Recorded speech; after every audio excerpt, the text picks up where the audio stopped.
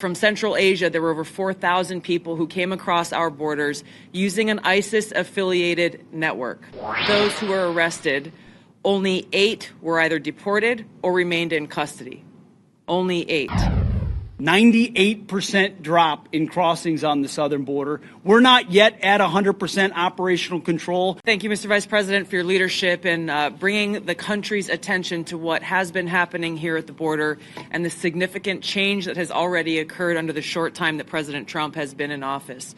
Really, what you're seeing here today and what you'll continue to see is a unified effort across President Trump's national security team, the Department of Homeland Security, towards our mission, which is to ensure a safe, free, and prosperous society for Americans.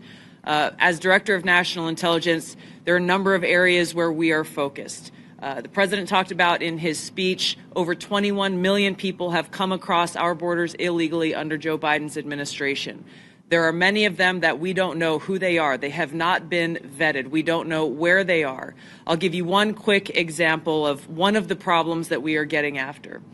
From Central Asia, there were over 4,000 people who came across our borders using an ISIS-affiliated network. Our National Counterterrorism Center went through and identified those individuals. There were hundreds of them who were either known terrorists or associated with known terrorists. That information was provided to the Biden administration. You may remember in some of the news, a little over 100 of those people were arrested in 2024. Of those who were arrested, only 8 were either deported or remained in custody. Only 8. The rest of them were released back into our country. Where are they? What are they doing? What may they be plotting? This is just the beginning. There are many, many areas that we need to stay very focused on, working with the Department of Homeland Security, working with the FBI to ensure that we're keeping the American people safe. Our Counterterrorism Center is working on making sure that we have that single source for vetting so that we can figure out who is actually in our country and identify those who pose a threat and get them removed. The President's designation of the cartels as foreign terrorist organizations falls directly into this, especially as we're seeing some of the tactics that these cartels are using reflect some of the tactics that we've seen used by Islamist terrorists in countries that many of us have served in overseas. Our mission is very clear. Our objective is to keep the American people safe. I'm grateful to be a part of this team that President Trump has assembled to accomplish that mission. Well, Mr. Vice President, thank you very much for inviting us.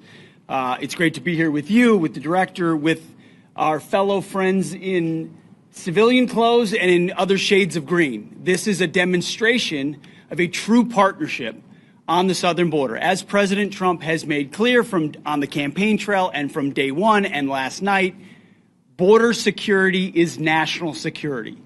And from the Defense Department, we've watched for a couple of decades other people's borders being secured while ours was open for an invasion of drugs and of violence and of chaos for American communities.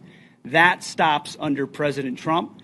And the Defense Department has assets that we can bring to bear, not just troops, not just surveillance, not just equipment, but actual planning and capabilities that enhance what Border Patrol is already doing, which is why it's been incredible to hear from our partners about what we've been able to allow them to do, facilitate them, and we've seen it in the numbers. 98% drop in crossings on the southern border. We're not yet at 100% operational control, but we are on our way because that is the mandate that the president has given us. So more resources are coming to this border. We are dedicated to securing it. That's the reason for our trip and our partnership. And I want to thank all the men and women who've been doing it recently in uniform, who have been doing it a long time right here, have dedicated their lives to securing the American people. And at the Defense Department, we are committed to continuing to being a big part of it. So, Mr. Vice President, thanks for having us. Absolutely. Don't miss out. Log on to oneindia.com for more updates.